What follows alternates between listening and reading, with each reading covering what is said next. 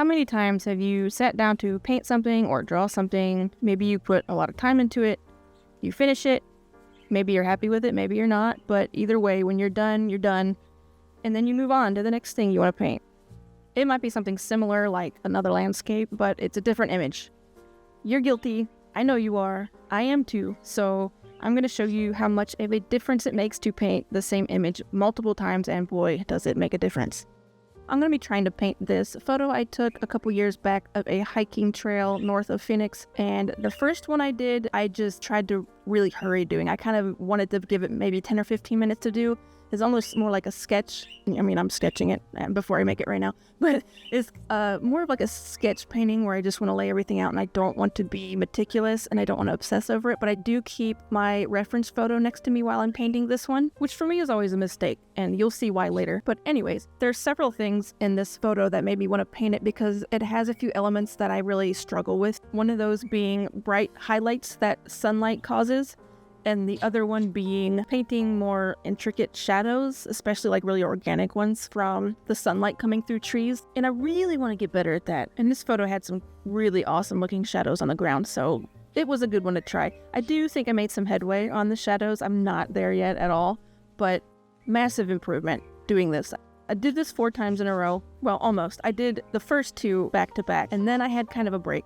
I didn't have time to paint, so it was April when I did the first 2, and then I did the second 2 like maybe a couple weeks ago. I don't know if it was a help or a hindrance to have that break in between. I didn't really have much of a choice. There was a little bit of painting happening, but not much. But still a significant difference between the 4 of these. And hopefully after you watch this, you'll be a little bit more inspired to sit down and paint the same thing over and over again.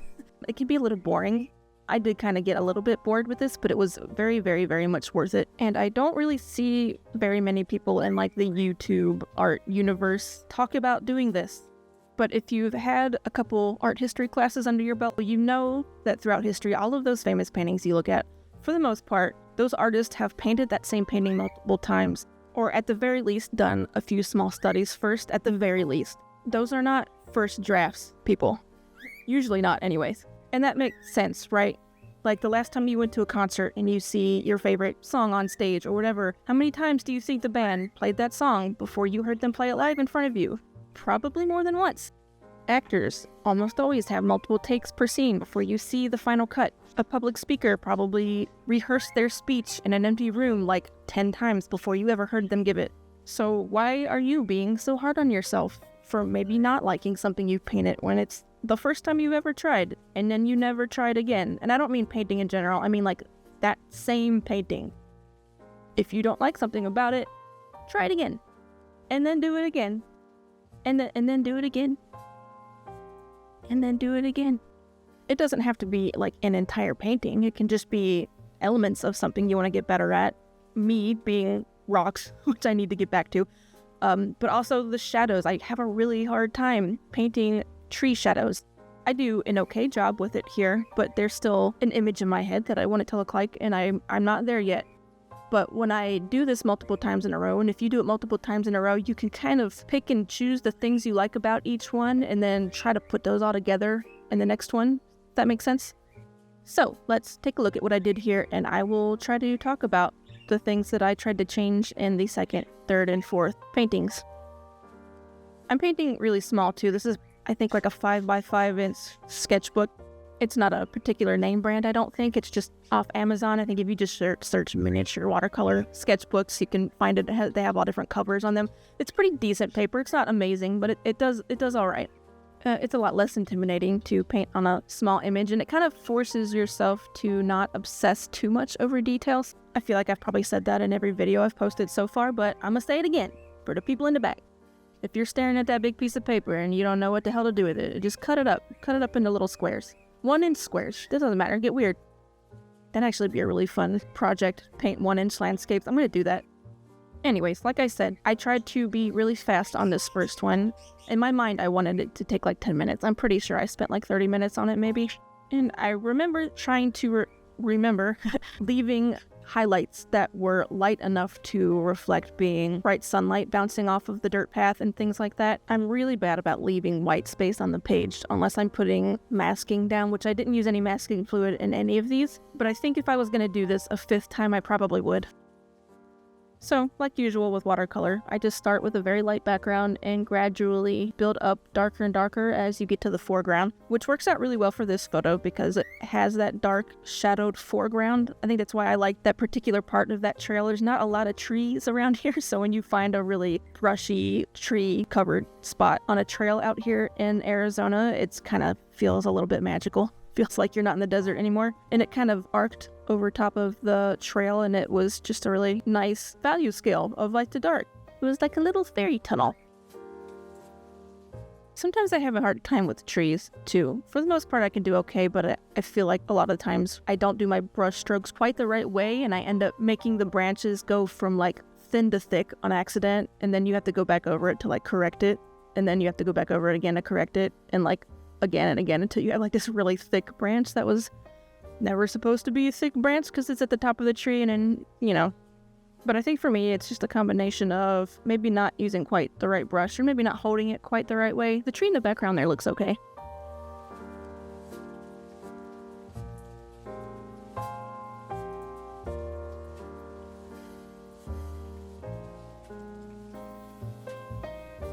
And here come the shadows. I think one of the hardest things about shadows is getting the color right. It's not so bad in this first really quick attempt. I think maybe it needs to have a little more blue in it. I also kind of find myself obsessing over having this perfect like mirror image on the ground that really matches the tree that I'm trying to paint the shadow of. When outside of the main branches, I think of the tree, I don't think that it's very important at all to like mimic and match the shadow image of every single branch on the tree. But I struggle with that. I'm trying to step back. I'm getting better. So, second image, I did take a little bit more time on this one. I don't remember how long it took me, maybe an hour, probably more closer to 2 hours of that. I'm really slow. But I tried to be a little bit more careful and a little bit more intentional with the brush strokes, and I do think there's a big difference, even just between these two attempts. I also remember trying not to worry about making darker pencil marks because they don't really show up anyway when it's all said and done, and I tend to make them really, really light, and then I paint over everything and undo all of my effort of trying to make a really good initial sketch.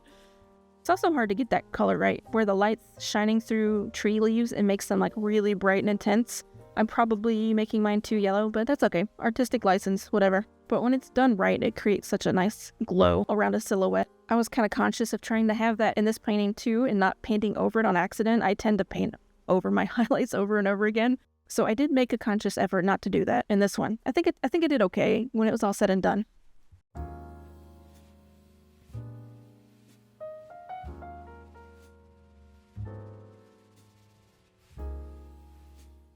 I was trying not to paint over the highlights on the trail too.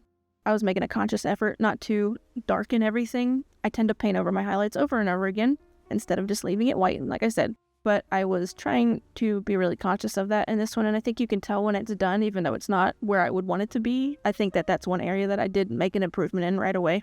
And I think if I had done the third and fourth one right after this, I probably would have done even better with it. But I think because there was such a gap in time between the two, I kind of forgot exactly what I was trying to concentrate on for the next two paintings. But oh well.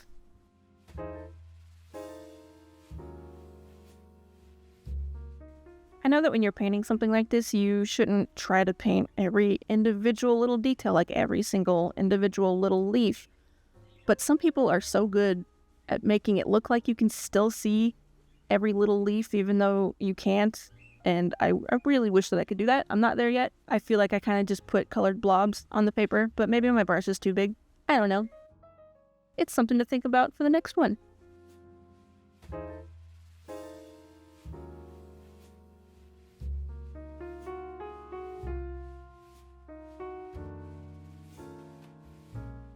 I'm also still working out whether or not I think I should do things like paint around most of the tree branches like that, or if I should just not worry about it and go back in later, because I know I'm going to go back in with a darker color for the tree anyway, so maybe it's not worth it to try to go around every little branch. That's another area I think masking fluid can really help with, but I don't use it as often as I should because I'm lazy.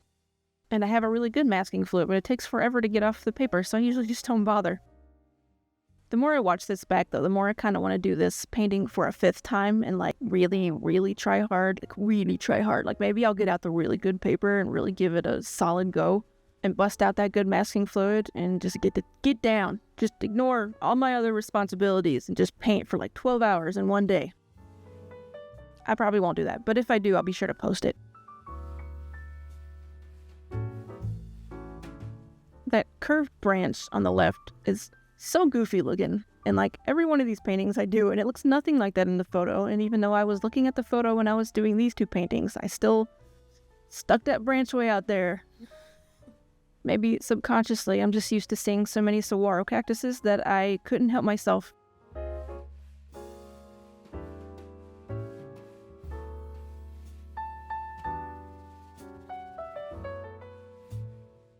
I think it worked out pretty well to paint the branches in between the leaves on that one instead of painting the branch first.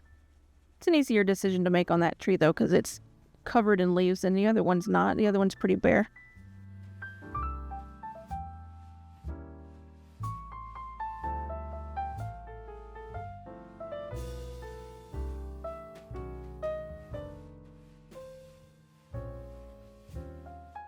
And I totally just painted all over those highlights, and I should have left them. What am I doing?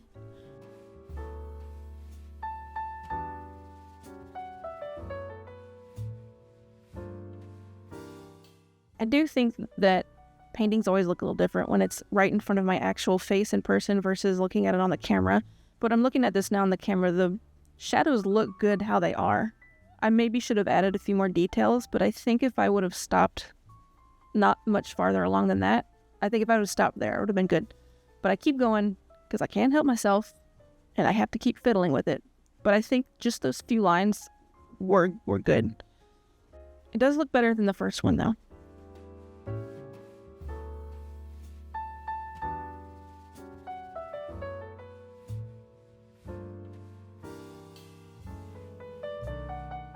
Okay, let's see what we got. Take the tape off. Everything looks better when you tape around it. It doesn't matter how bad something looks. If you have a fresh tape line around it when you're done, it looks great. But yeah, I bet you can see the difference between these two, right? Anyway, let's move on to the 3rd and 4th one that I did several weeks later. This one, I kept the old images out, but I didn't look at the actual photo. I just looked at the first 2 paintings I did to get the sketches down. And then I put those paintings away too, and I kind of just did this 3rd one kind of from memory. And that makes another massive difference. If I could just get myself to step away from the reference photo, everything would be better, because it leaves you open to making slightly more artistic choices instead of obsessing over every tiny detail and getting it to look exactly like the photo. So I do think the 3rd one is better than the 4th one, but I'm curious to know what you think when it's all said and done. Do you think you'll see the difference that it makes, though, when you're staring at a reference photo versus just doing it from memory? Also, this is different paper. This is Baohong brand paper that you can get on Amazon. It's really, really good paper for a really decent price. It's often compared to the Arches paper, which I own but still have yet to use, so I can't make a direct comparison to that yet. But I did notice a massive difference in painting when I first bought this paper compared to the sort of mid-ish tier paper I was using before. And I know a lot of people were asking me what sketchbook I was using in that first video I posted, but it's not very good paper, honestly. That first sketchbook from the first video was Speedball's brand. It's called something else, but the main brand, the parent company, is Speedball. And it's the kind of paper that's okay, but when you tear the tape off of it, sometimes you tear the paper too. Baohong's paper has never done that. It's very durable, and it holds water really, really, really, really well. It's so good. If you've never used really good watercolor paper before, just get the Baohong brand, because it's fantastic. And they make a watercolor sketchbook too, which I am about halfway through one now, but it's an awesome sketchbook. I really like it a lot.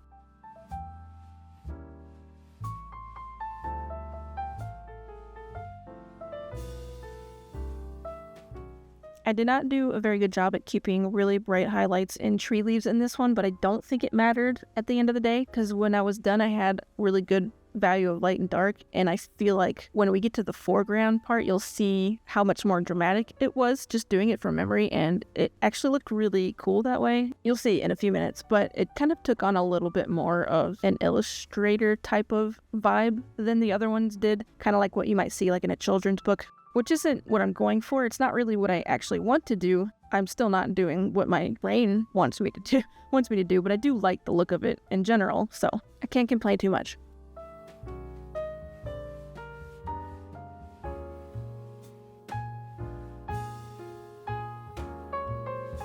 I think I did do a little bit better about leaving more of a bright highlight in the distant trail back there, so that's good. I wish I had done more of that in the foreground though, because it would have been a little bit more dramatic, but I do like how the shadows turned out on this one, even though it's not quite how I really wanted it to turn out. In general, they look pretty decent. I just wish that I had left a little bit more highlights like usual.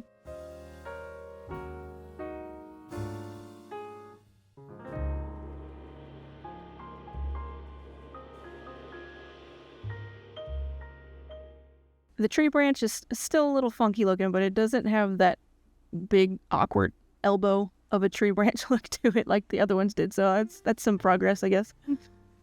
But you can see me not being happy with the shape and then like going over it over and over again and making it a little bit wider and a little bit wider. If you're not careful, you could end up painting a giant redwood in the middle of the Sonoran Desert.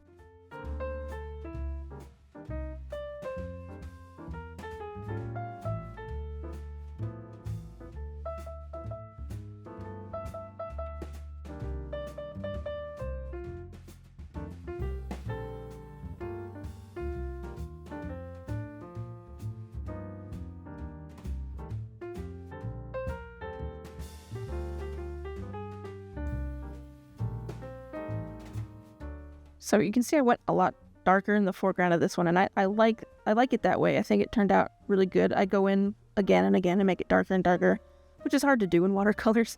And it kind of ends up giving it that sort of like dreamy vignette-y. I don't know how to say that word. Vignette. It ends up giving the overall painting more of a vibe like I see in the photo, like what I like about the photo where you're in this sort of dark little overpass.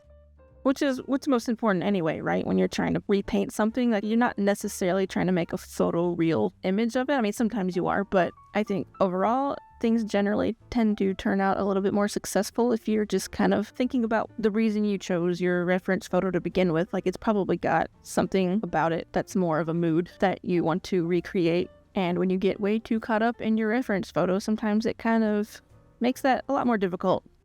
I do wish I had some leaf highlights though, for some sunlit leaves in the background. I did not get these shadows how I really wanted them, but overall I do think they end up working for the photo as a whole, so it's all good. Okay, let's compare what we got so far. I opened back up my first two images and compared it, and that is a really, really big difference.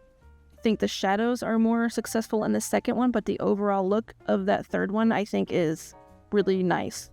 And then I pulled the reference photo back out and immediately was like extra unhappy with my shadows again because they didn't look like that, and I freaking love those squiggly, organic, crazy, wild shapes. But I thought that it would be better if I kept the image out so that I could maybe get that a little bit more correct, so to speak, the next time. Correct is the wrong word. I did end up turning the paper though, so that it would match the aspect ratio of the actual image a little bit better. But having that image out and sitting next to you really makes you obsess over making it look exactly the same when maybe it really doesn't need to. Nobody's gonna see your reference photo. It makes everything way more persnickety and it turns you into a little perfectionist. I think it's a lot better to just put it away. And I knew that going into this. I've come to that realization before, but I'm stubborn, so I took it back out because I wanted those shadows. I wanted them to look just like that. It's so nice, but I failed at that. It's okay. Anyway, let's see how it goes.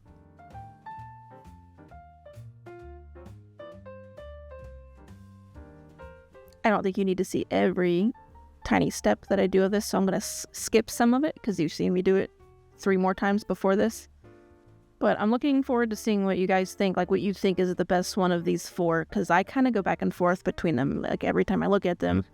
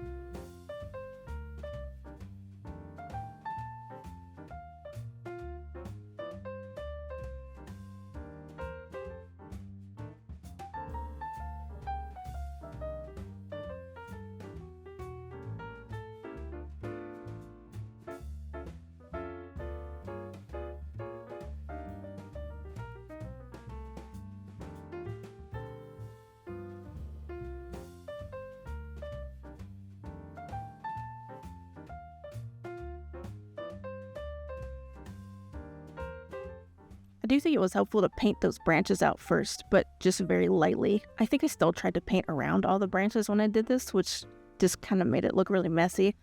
But having them painted out very, very lightly like that first helped a lot more than just having them in pencil.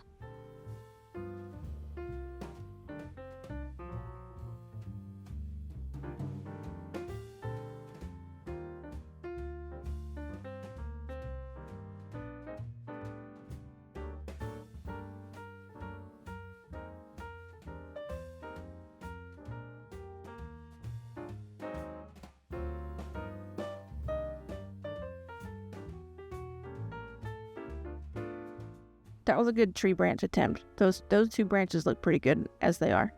I think it also helped doing them light, some of the branches lighter to start with, because then I can kind of go around the foreground leaves a little bit easier. I think that this top portion of this tree on the 4th one ends up actually being better than the other ones.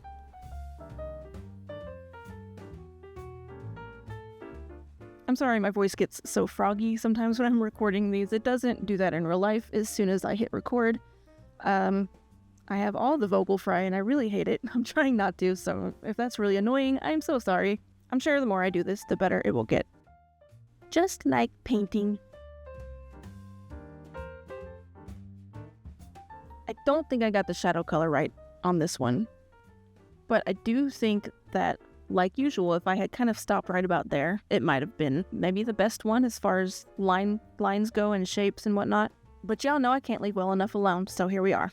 All right, I'm gonna get them all out so we can see them side by side and see the crazy difference that it makes.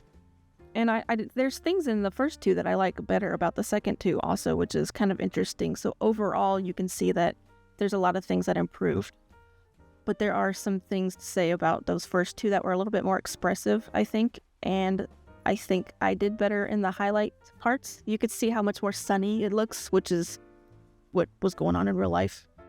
As you can see in the 3rd one, it has a lot less highlights, but it's very moody and kind of woodsy. And overall, I think it's definitely my favorite one. I don't want to paint this a 5th time, but I know that I should, because I know at this point I can try to take all the little things that I like about each 4 of these and hopefully kind of turn it into one painting that is like really solid. I'm really curious to find out which one you guys think is the best one and what you think about the difference between all of these. Obviously you can see it makes a difference though to do it multiple times in a row, right? So get off the computer, get off the internet, go paint something, and I will see you next time. Bye!